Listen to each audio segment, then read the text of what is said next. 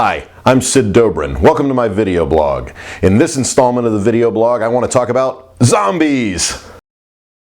No, not that kind of zombie. This kind of zombie.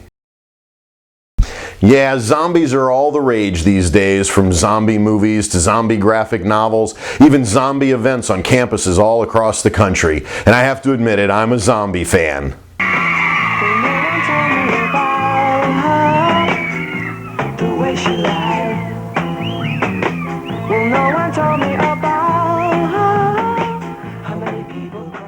Yeah, that kind of zombie fan too, because let's admit it, Rod Argent rocks. And so does Rob Zombie. Yeah, but I'm a fan of the other kind of zombie too, you know, the Walking Dead ones. And it turns out that a lot of my students are fans of zombies too. So I've been thinking a lot about how can I bring zombies and technical writing together. Now, my impetus for doing this is because I want to kind of mix things up a little bit. I want to have some exercises and do some stuff in my tech writing class that isn't necessarily mainstream tech writing to kind of inspire my students and get them thinking about stuff. So how does one bring zombies into the technical writing curriculum? Well, I'm not entirely sure yet, but I've got 3 ideas that I think will sort of serve as the basis for developing the zombie technical writing curriculum.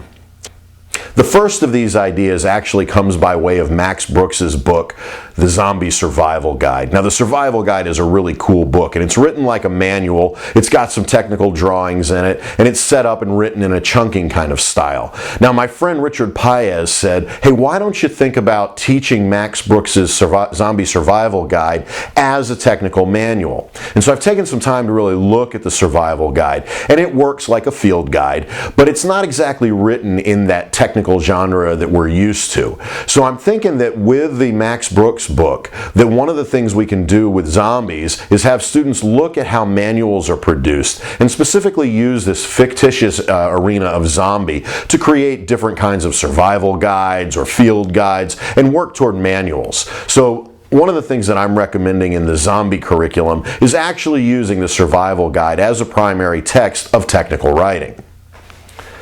The second approach into the zombie curriculum actually comes from my brother, who in one of his public health courses on a final exam asked his students, how has your community prepared for the impending zombie epidemic, and what have you done personally to prepare for the epidemic?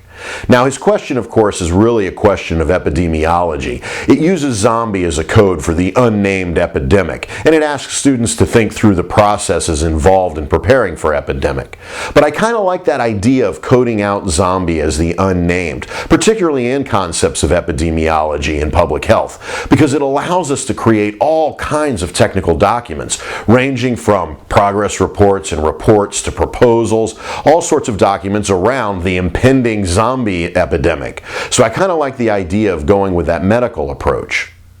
What works really well with this is that Harvard psychologist Stephen Schultzman in April of 2009 delivered this really cool talk called The Science of Zombies. And it allowed, again, for an audience to think through scientific information with this coded imaginary zombie. So you pair that with the epidemiology question, and all of a sudden there's a whole new range of ways of talking about zombies and producing technical documentation, including presentation like Dr. Schultzman's.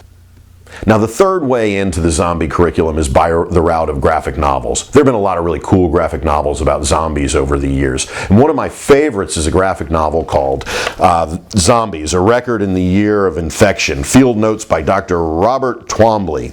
Now, this graphic novel is written from the perspective of a doctor who has survived the zombie epidemic and is trying to take notes on how zombies function.